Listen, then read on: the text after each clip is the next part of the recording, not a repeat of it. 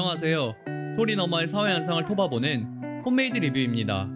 오늘은 드라마 모범택시를 통해 사적 복수가 발생하는 배경과 그 한계를 확인하려 합니다. 나아가 사적 복수의 대안 또한 관철해보려 합니다.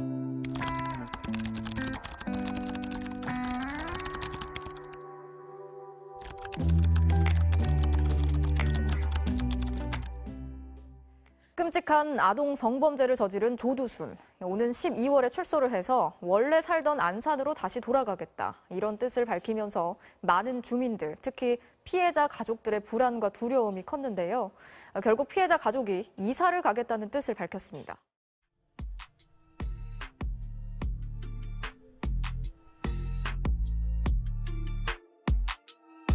어디 가면 떠나겠습니까?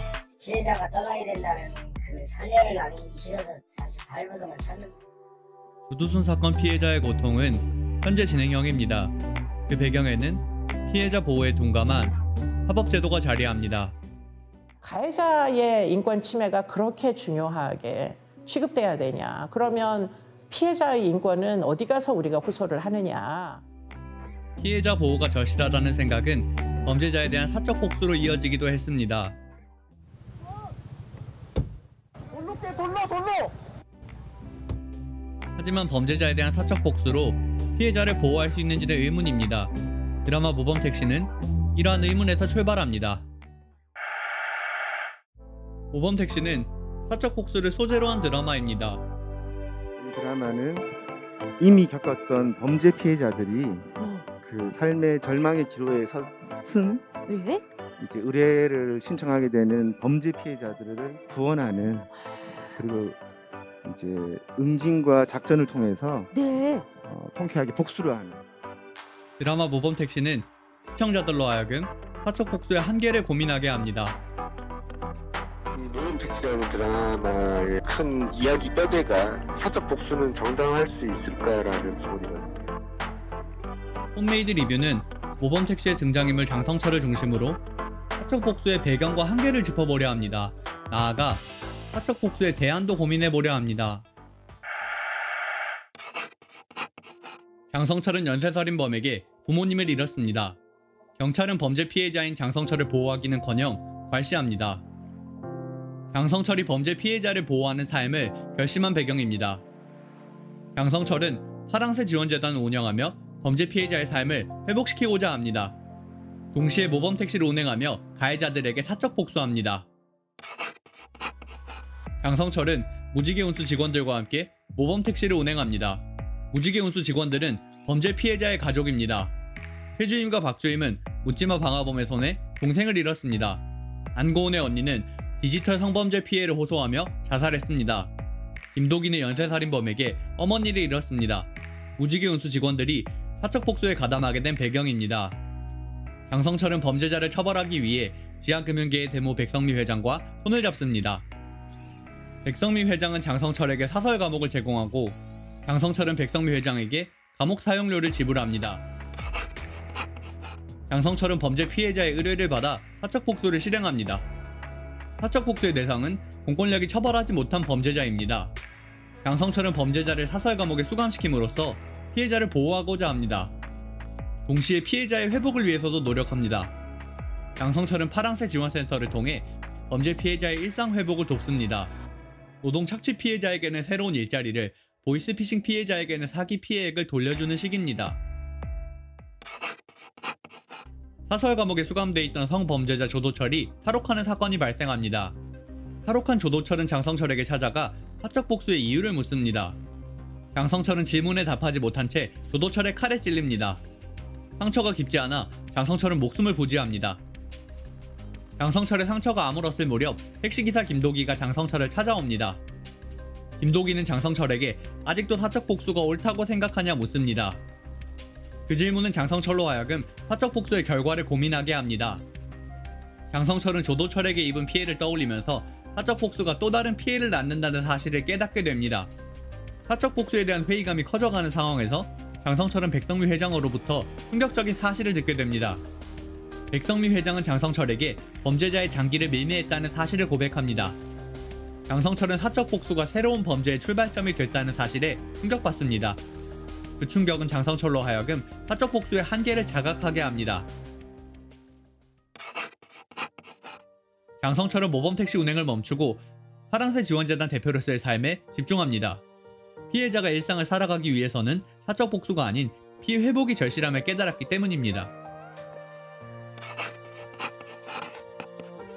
잇따른 범죄로 피해자가 고통받는 현실에서 장성철은 모범택시를 다시 운행하기로 결정합니다. 모범택시는 더 이상 사적 복수를 위해 운행되지 않을 것으로 예상됩니다. 안고은은 격리가 아닌 경찰로서 장성철을 돕습니다.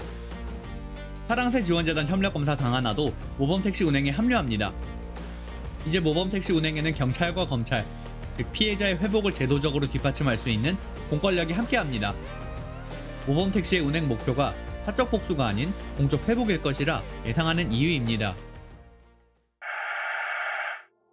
드라마 모범택시는 사적 복수가 발생하는 배경에 주목합니다. 공권력은 범죄 피해자의 가족인 장성철을 보호하지 않았습니다. 장성철이 피해자를 보호한다는 명분으로 사적 복수를 시작하게 된 배경입니다. 하지만 장성철의 사적 복수에는 한계가 존재합니다. 장성철의 사적 복수는 피해자 보호로 이어지지 않았습니다. 범죄 피해자 장성철은 사적 복수를 실행하는 과정에서 성범죄자 조두철로부터 또다시 피해를 입습니다. 장성철의 사적 복수는 또 다른 피해자를 낳기도 했습니다. 사설 감옥은 장기밀매 범죄의 아지트 역할을 했습니다. 드라마 모범택시는 피해자를 보호하기 위해서는 피해자의 회복을 돕는 제도가 마련돼야 함을 시사합니다. 장성철은 파랑새 지원센터의 대표로서 피해자의 회복을 돕습니다. 그리고 피해자는 그 도움을 바탕으로 일상을 보호해 나갑니다. 장성철은 제도를 활용해 피해자의 회복을 지원합니다. 장성철은 재심을 통해 피해자의 명예 회복을 도왔습니다. 장성철은 공권력과 힘을 합치기도 합니다. 이제 모범택시는 사적 복수가 아닌 피해자의 공적 회복을 위해 운행될 것입니다. 제도를 통해 피해자를 회복시키고 보호하는 일, 즉 회복적 정의 실현이 사적 복수의 대안이 될 수 있는 이유입니다.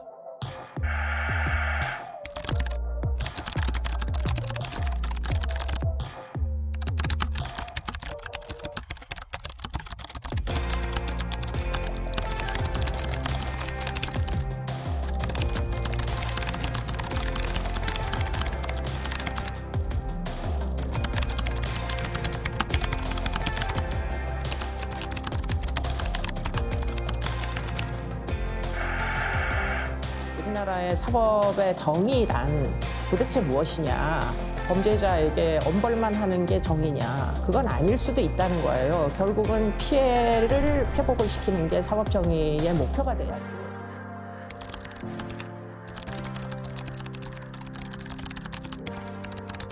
헌법은 회복적 정의 실현이 국가의 의무임을 강조합니다.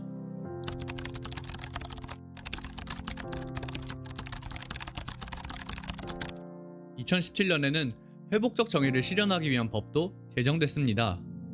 하지만 피해자가 일상을 회복하기는 어려운 상황입니다. 우리 사회가 회복적 정의 완성에 적극 동참해야 하는 이유입니다. 이제 당신을 괴롭힌 그들을 혼내주고 싶다면 화면 좌측의 파란 버튼을, 혼내주고 싶지 않다면 화면 우측의 빨간 버튼을 꼭 눌러주세요. 자, 선택해주세요. 드라마 모범택시 속 피해자들은 사적 복수를 선택함으로써 자신의 삶을 보호하고자 합니다. 하지만 피해자를 실질적으로 보호하는 것은 사적 복수가 아닌 회복적 정의입니다.